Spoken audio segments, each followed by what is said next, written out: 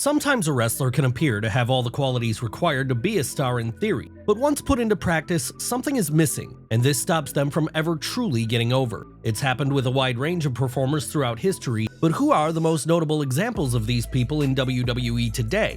Well, that's exactly what we're going to be looking at right now, starting with Karrion Kross.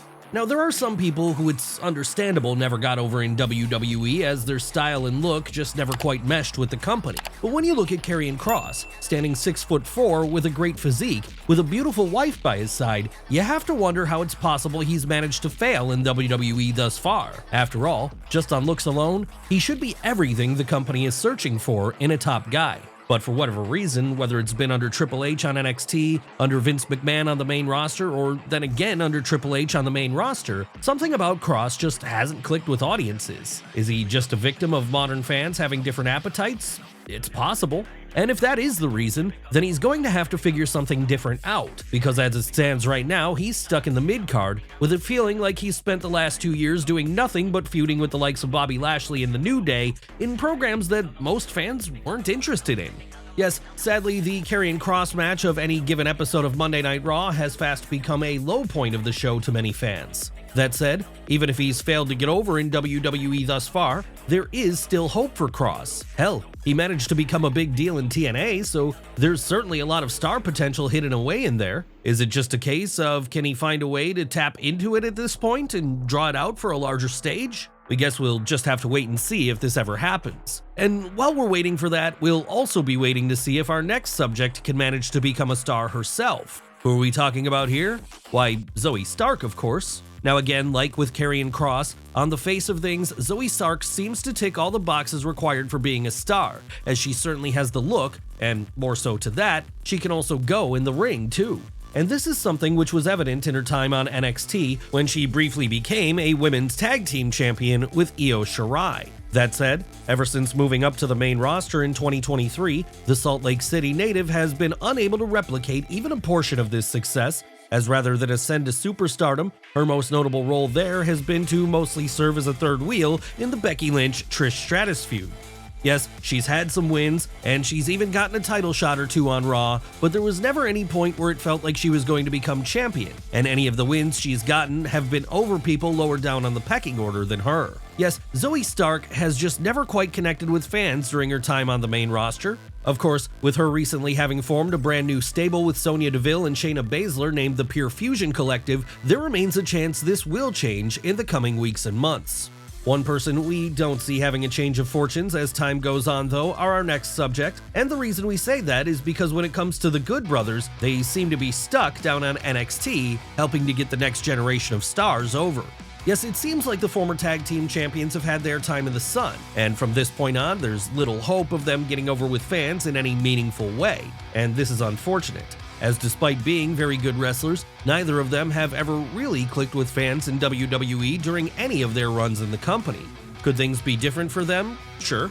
But it would certainly call for a major shift in fortune to take place, as with both men now in their 40s, it's much more likely the pair will remain in the veterans role for the remainder of their careers. However, it seems the pair are happy enough in this position. That said, not everyone is this way inclined.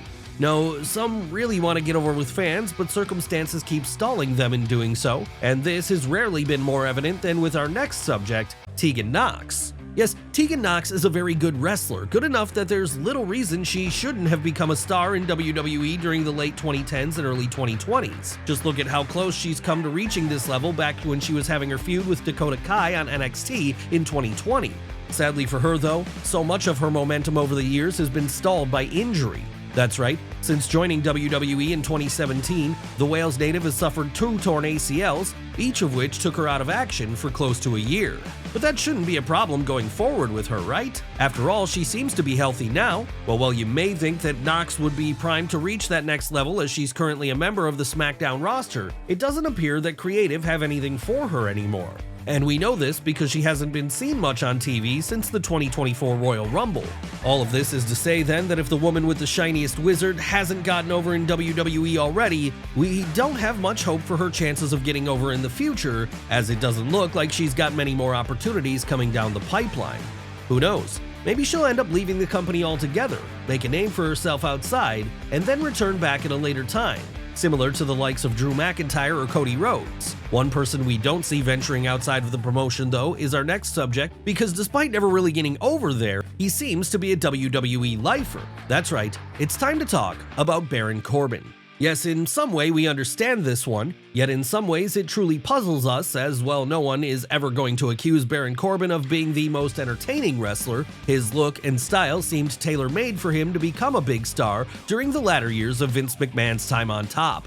And it wasn't like the boss didn't try to go all in with Corbin at various points. Hell, at one point he actually booked him to win the Money in the Bank contract. And even once his subsequent cash-in attempt failed, Corbin would continue to remain near the top of the card in feuds against the likes of Roman Reigns and Seth Rollins. But no matter how much he was pushed, fans just never really took to the Kansas native en masse. No, there's always been a sense with Baron Corbin that he's missing that it factor which would truly push him up to the next level. And because he's missing that, he seems to have hit his ceiling in WWE.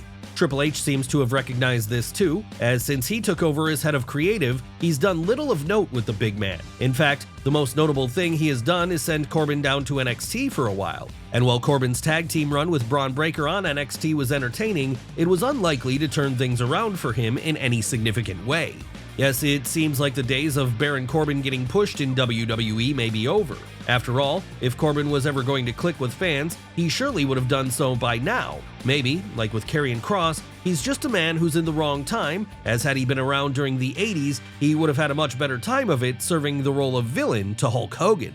But let's move away from heavyweights for a moment and onto the cruiserweights, as it's there we find our next subject, someone who has just never managed to pull it all together in WWE for one reason or another, Cedric Alexander. Yes, when it comes to Cedric Alexander, we can see why he never got over with Vince McMahon during the late 2010s, as he was always undersized. But why did he never get over with main roster fans? Well, that's a far more puzzling story. The only thing we can think of is that those watching the show back then just didn't connect with him due to his lack of a character. That's right, we all know cruiserweights have never exactly been shown in the best possible light, but for as much as their pushes might not have matched it, whenever someone like a Neville or Enzo Amore got a chance to perform, they did seem to get over with fans to some extent. For one reason or another though, the same could never really be said about the Charlotte native, even when he himself was Cruiserweight champion. Even when he was a part of the Hurt Business, Cedric never really caught on with fans, as he was always playing second or third fiddle to other members of the stable, as he pretty much served the role of designated pin eater,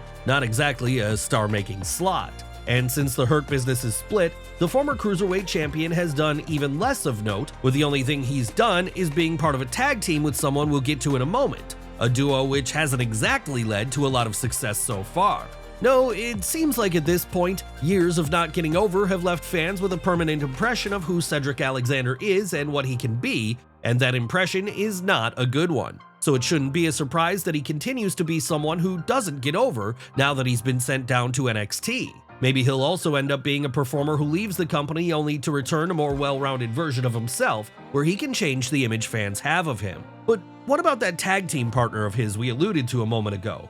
After all, he's also someone who's struggled to get over with fans. Who are we talking about here? Why, Ashanti The Adonis. Yeah, that's right. Cast your minds back to the turn of the decade NXT, the dying days of the black and gold incarnation of the brand. That was where Hit Row first made a splash as a foursome who could not only work together in the ring, but who could also put out a song or two when they weren't booked for competition that night. But while there was a lot of potential to be found in this stable as just that, a stable, when its members were separated, not all of them proved to be as successful as others.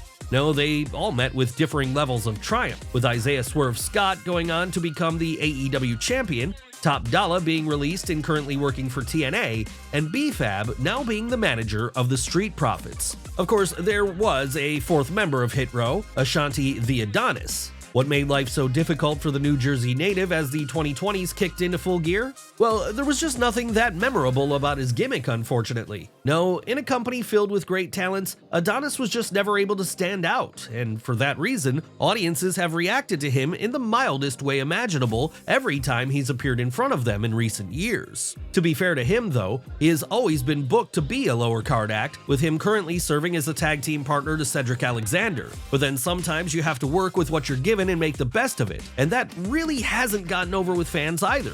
No, Cedric must take his part in the responsibility too when it comes to not getting a reaction from fans, just like our next subjects have. Who are we talking about this time? Who else but Cruz del Toro and Joaquin Wilde. That's right, we were never expecting Cruz del Toro and Joaquin Wilde to main event WrestleMania or anything, but they have been given some decent opportunities to shine on both Raw and SmackDown since they first arrived on the main roster in 2022. Hell, even before that, they were getting a decent go of it down in NXT. In fact, as far back as the mid-2010s, Del Toro was being given a singles run in the Cruiserweight division under the name of Raul Mendoza. Sadly though, even if they have been getting TV time, whether that be as a part of Legado del Fantasma or the LWO, they've never really been able to build any real momentum as a serious threat in fans' eyes. With the reason for this most likely being that despite getting opportunities to show what they can do in the ring, they're rarely booked like stars, a team who you could believe were going all the way to the top.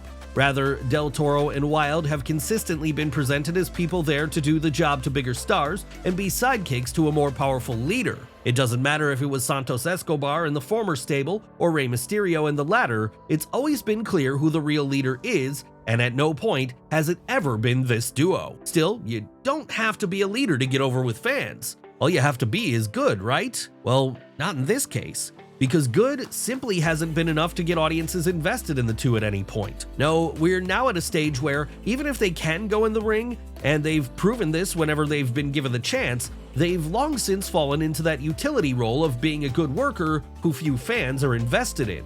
That said, at least Cruz del Toro and Joaquin Wilde can take some solace in the fact that they are not alone in being in this position on the current day WWE roster. In fact, they're not even the only people who have been a part of Legado del Fantasma who this applies to. No, the exact same fate has fallen upon our next subjects too, Angel and Berto.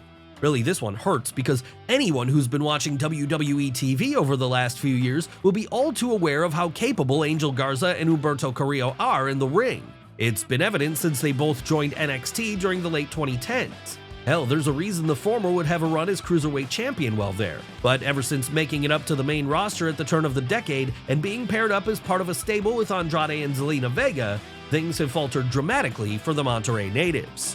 Yes, at this point, with Andrade being the star of the group and Zelina the mouthpiece, Los Lotharios quickly fell into the role of being designated pin eaters during multi-man bouts. And that was a stink which would remain with them even after Andrade left the company and the remaining members of the stable all became part of Legado del Fantasma. So bad has it gotten for the two cousins, in fact, it's difficult to imagine a situation today where fans could be given a reason to seriously get invested in them. Sure, they've had some successes, but these have been so few and far between that they often go forgotten, with their failings being all the more memorable. And those failings have certainly been noteworthy, such as the time the pair were given the opportunity to go back down to NXT and there win the tag team titles for their stable, something they were ultimately unable to do. All of this is to say then, it seems like Angel and Berto's hopes of ever getting over with fans in WWE might be dead now, as once you hit that point they have, it's very hard to overcome it. Really, the best thing for them to do as things stand today might be to also take a journey out elsewhere, maybe back down to their native Mexico for a while, where they could rebuild themselves in a place like AAA or CMLL. It's something which has worked wonders for other people in the past, though heading to the indies and coming back certainly hasn't been a method which has worked out for everyone. And if you need any evidence of this, you only have to look at our next subjects, the Authors of Pain. Now, if this was the golden era, we'd have no doubt the Authors of Pain would be mega over as a tag team, as everything about their presentation would have fit in perfectly with the era of the Road Warriors and the British Bulldogs. In late 2010s and early 2020s WWE, however, with the focus being more on smaller athletic stars who can go in the ring, Akam and Razor just haven't been able to live up to the hype surrounding them. And this hasn't been a single incidence of such a thing happening either. No, despite having a decent run on NXT between 2016 and 2018, and despite even becoming Raw Tag Team Champions for a while upon getting called up to the main roster thereafter, the AOP's first run in WWE was characterized by them feeling like a duo that few fans really cared about. So when they were cut from their contracts in 2020 then, it could have turned out as a blessing in disguise for the men from British Columbia and Amsterdam respectively, as now they had a chance to rebuild themselves on the indie circuit, all with the hopes of one day returning to WWE stronger than they had been. Unfortunately though, when they eventually did return to WWE in late 2023, they'd immediately be placed into the Final Testament, and with this stable never really gaining any traction with the crowd, it pretty much was impossible for fans to care about anything they were doing all over again. Really, considering how much steam they were initially building up in NXT, it's unfortunate to think that the AOP have failed this hard on 2 separate occasions when it comes to getting over with audiences. But what about our next subject, that being Shayna Baszler? Yes, while she briefly got over in NXT, she's never fully been able to connect with fans during her time spent on the main roster. In fact, the only time it seemed like Shayna was about to get over with the audience was in early 2020 when she won the Elimination Chamber and earned a spot to take on then Women's Champion Becky Lynch at WrestleMania. Unfortunately though, this was around the exact time that we moved into empty arenas, so all this momentum would be stopped stone dead, and by the time crowds returned to arenas, her moment was over. That's right, even though she had a great run down on the developmental brand, as well as having the legit credentials of being a former UFC fighter, she just never quite clicked with the audience once they were back in attendance at shows. And this is really unfortunate, as the Queen of Spades is more than capable of becoming great. Maybe all she needs is a manager to act as a mouthpiece to help her character get over, and like we've mentioned before, with her now in a stable alongside Sonya Deville and Zoe Stark, maybe this will light the spark to take her career to the next level and finally get her over with fans for the first time on the main roster. However, with her now reaching her mid-40s, her chance to get over with fans is likely getting smaller and smaller, so we really do hope that she can figure it all out sooner rather than later. And if this happens, Baszler will finally meet her potential. So all we can do now then is keep our fingers crossed that her day in the sun will finally come. But then we suppose the same thing could be said about everyone we've discussed today, because they each show that even if you're talented, getting over can be a hard thing to do.